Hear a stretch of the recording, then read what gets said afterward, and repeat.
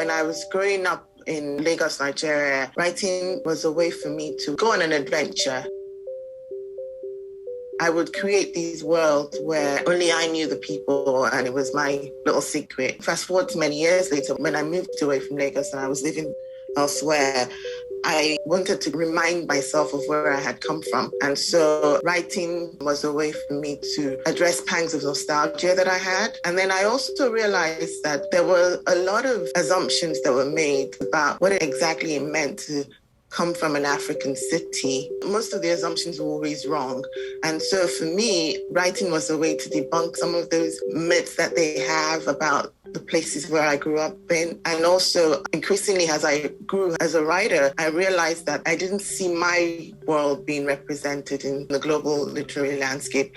And then increasingly, when they were represented, it was a very misconstrued representation. I mean, I think one of the biggest myths I really would like to debunk is the narrative around poverty, and that poverty is an African thing. It isn't. It's a global thing, and increasingly we see it everywhere in the world. But I think it's a combination of stereotypes that the media has set up, and they've made the poverty in certain parts of the world more visible than in other parts of the world.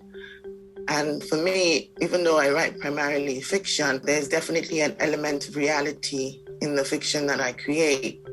And to tell those stories to the world, to let them know that some of the things that you're piecing together in terms of the reality that you think of is not what it is. The first books I read as a child in Lagos were called the Janet and John series. A lot of the books that we were reading were from the UK and Great Britain. And Janet and John were doing things like wearing gloves and mittens, and those weren't things I was necessarily doing because it wasn't part of the culture, but I understood what they were doing. I remember reading about snow, and I had never seen snow before. When I eventually moved to a place where snow was a part of the season, I didn't need anyone to explain what it was to me. And I really wanted to reciprocate in terms of the people who will read my work who probably will never have a chance to visit where I come from. And for me to introduce that world to them in fiction. And also for people who will eventually take an adventure over there, for it not to be a strange thing to them when they get there. Oh, they have cars. I actually had somebody say that to me when I was workshopping the story. You guys have cars? Where you come from? I'm like,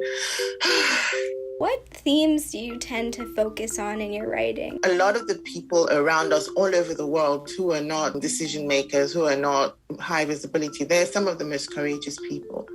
And so the themes that I like to stick to are everyday man, woman, person themes, where we're talking about somebody just getting out of bed, going to work and going through the motions, but then they have things that they have to deal with. The simplicity of storytelling is what I like to focus on, not the big things, not the Ghost Data Dragon. I really want to give voice to the voiceless with my writing. Those people who don't necessarily make it to the news unless something really bad happens to them. And one thing that I definitely try to do with my writing is bring us all together. So shorten the distance between those people who are not aware of a certain thing and bring them together with the people who are living those lives. We're all human, and it's the humanity that I would definitely like to embrace.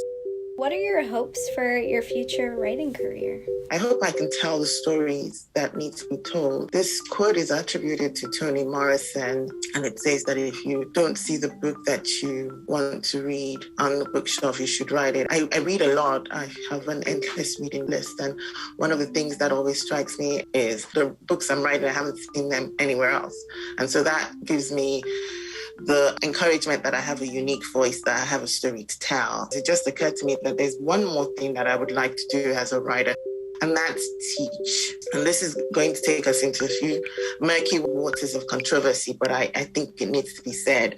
Even though I've enjoyed definitely tremendously being a part of the PRWR program, one thing that I am a little bit disappointed about is the fact that the books that we're reading, and I haven't been assigned a single Black African writer. For me, that's a big issue. And it also goes on to a larger discussion of when you talk about the English canon, I don't see myself represented there. And I am a native English speaker. And so I know that there's definitely work that needs to be done in terms of strengthening, enhancing the reading curriculum of not just the PRW program, because I think it's a general issue. And that's definitely a strong element that I would definitely introduce into my teaching. And see this more as a call to action rather than a chastisement.